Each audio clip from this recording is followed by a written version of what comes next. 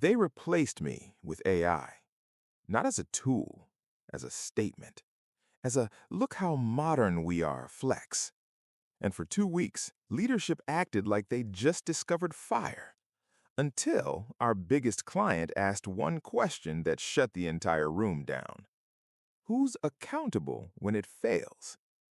Because AI can generate answers, but it can't take responsibility. And that difference? It cost my company millions. My name is Miles Carter. I'm 35, and I used to run enterprise client operations at a mid-sized SaaS company in Denver called Summit Desk. We built workflow software for enterprise teams, intake forms, approvals, routing, reporting. The kind of product that sounds boring until it breaks and somebody's entire operation freezes. Our biggest client was Everlake Retail. Hundreds of stores, massive shipping volume, strict compliance rules. If Everlake was happy, our board was happy. If Everlake escalated, executives panicked. And for 3 years, my real job wasn't support. My job was keeping Everlake from walking. Because enterprise clients don't just buy software, they buy trust. And trust isn't a feature. Trust is a human showing up consistently when it matters. I knew Everlake's escalation ladder like muscle memory. I knew which director needed bullet points or he'd ignore the message. I knew which compliance lead hated friendly language in emails and wanted cold, exact wording. I knew what they said on calls and what they actually meant underneath it.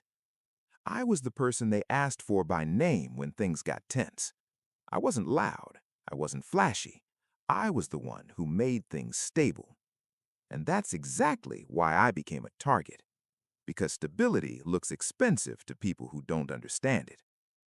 Then a new COO arrived. His name was Gavin Shore. He walked into the building like he was already being quoted. Perfect posture, perfect smile, perfect buzzwords. His favorite phrase was AI first. He said it like it was a religion. First week, he holds an all-hands and says, "We're going to automate the low-value work and scale customer outcomes." People clapped. I didn't, because I've learned something about executive language. Low-value work usually means we're about to cut people and call it innovation. A month later, Gavin announces an AI pilot, not internal drafting, not agent assist, customer-facing, an AI assistant answering enterprise support tickets directly. Which sounds cool until you remember Everlake has compliance terms in their contract, penalty clauses, audit language, and lawyers who don't laugh at oops. I raised concerns, specific ones, not dramatic. I said, we need guardrails. We need escalation rules. We need a single accountable owner for compliance tag tickets. Because Everlake wasn't a normal customer, they didn't tolerate improvisation. But Gavin just smiled like I was a grandpa afraid of smartphones.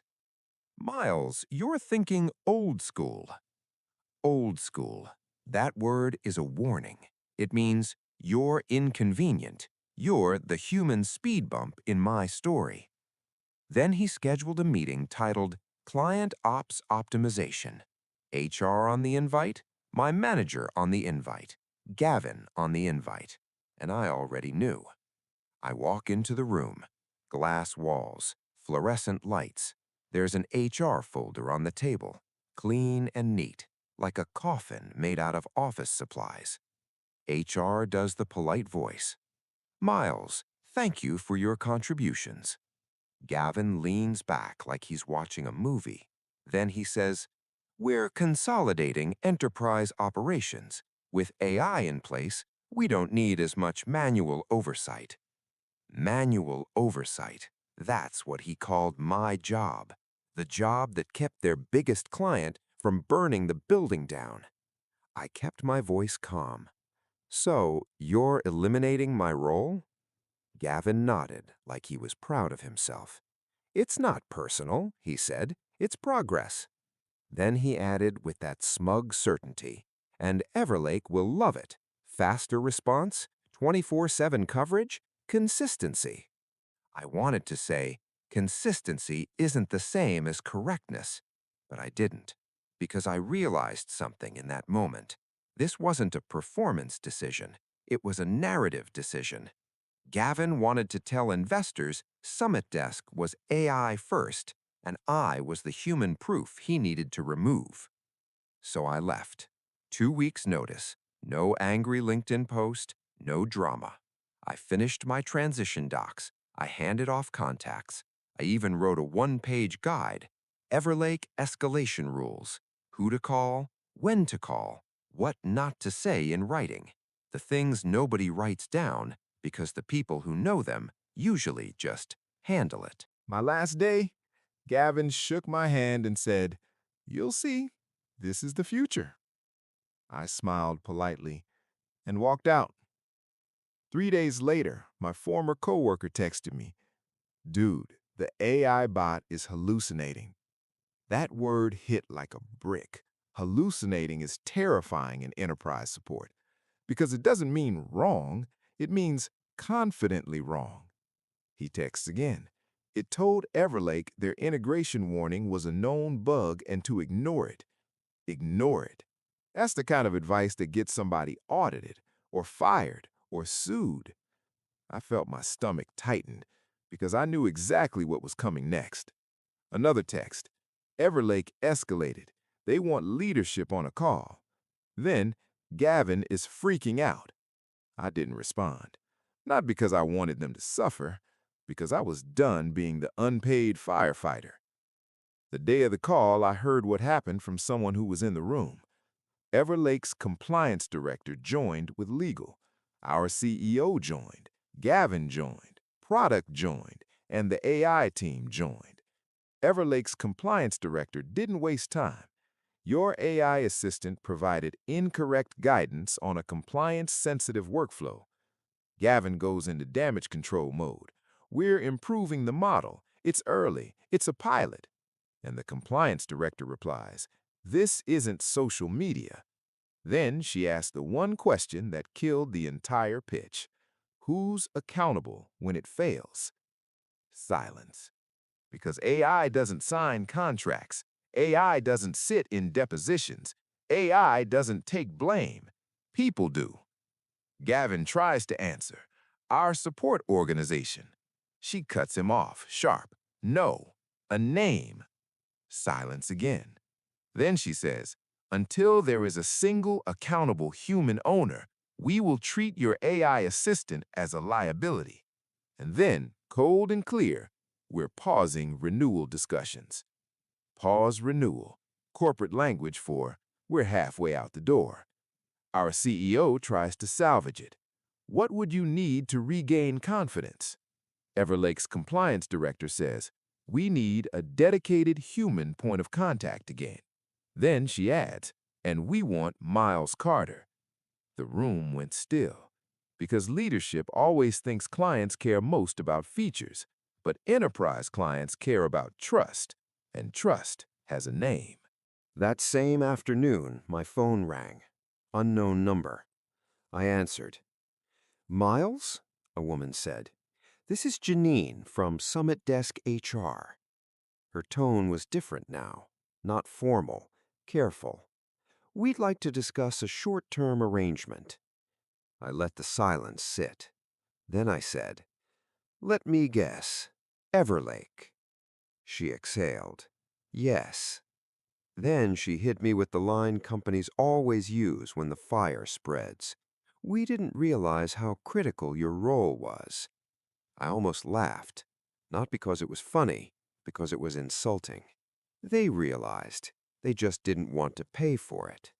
So I kept my voice calm. I'm open to consulting. Janine sounded relieved. What would that look like? Hourly rate, I said. Clear scope. And authority. She paused. Authority? Yes, I said. If I'm accountable, I need decision power.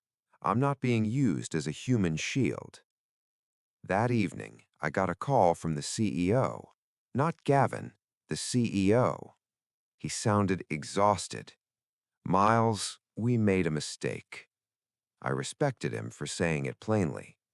Then he asked, "What would it take to bring you back?" I didn't rush because I wasn't angry. I was clear. It would take a role that matches the accountability Everlake expects, I said, a comp package that matches the risk, and a written policy that AI is assistive, never customer-facing for compliance-tagged tickets without guardrails. Silence. Then he said, "Send it in writing." I sent 1 page, no drama, just terms. The next day, HR sent the offer. New title, Enterprise Client Operations Lead. Direct reporting line to director level. Clear authority over escalation and support workflows. And a clause requiring human review for AI responses on compliance-tagged tickets. I accepted, not because I forgave them, because I respected myself enough to price my responsibility properly. First thing I did? I shut off the AI bot for Everlake. Not forever, strategically. Then I rebuilt it as an internal tool. Drafting, summaries, suggested responses, but never final answers without human review. Everlake stayed. They renewed with stricter terms, and Summit Desk still used AI, but now it had something Gavin didn't want to admit AI needs: governance. Because the truth is simple. AI can scale output, but it doesn't scale accountability. And if your company brags that it replaced you with a tool, they're about to learn the difference between speed and trust. So let me ask you, if your company replaced your role with AI, then begged you to come back when the client demanded a human, would you return? Or would you let them learn the lesson the hard way? Drop your verdict in the comments. And if you want more workplace betrayal stories with clean justice and real consequences, like, subscribe, and share. Because here, one story always leads to another.